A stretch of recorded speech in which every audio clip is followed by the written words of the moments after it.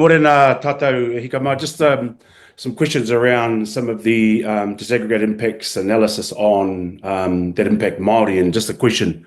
Has the RBNZ conducted any analysis on how the recent 25 basis points on the OCR cut to 3.25% affects Māori households, businesses and whānau wealth, particularly considering the unique economic structure within Māori communities?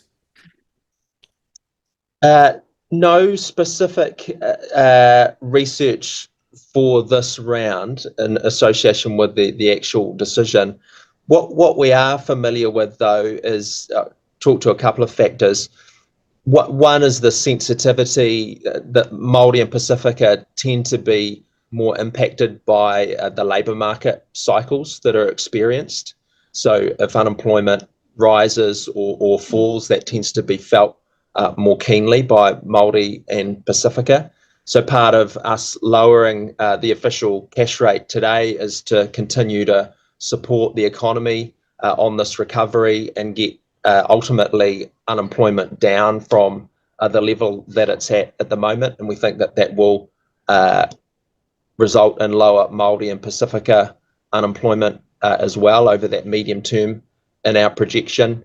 The other factor that we're working on, of course, which was spoken on previously around our financial stability report, is Māori access to capital. Yeah. So we've identified the opportunity there in terms of the Māori economy, looked closely at the headwinds, the barriers, and one of those is around Māori access to capital. We've recently published some more research in that area.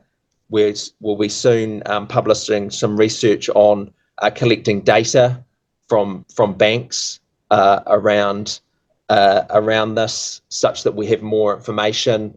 We put more of a spotlight on the issue and create the incentives to really work through those barriers. Given the annual CPI inflation increases to 2.5% in Q1 2025, how does the RBNZ assess the disproportionate impact of inflation on Māori communities, especially concerning essential costs like housing, food and energy?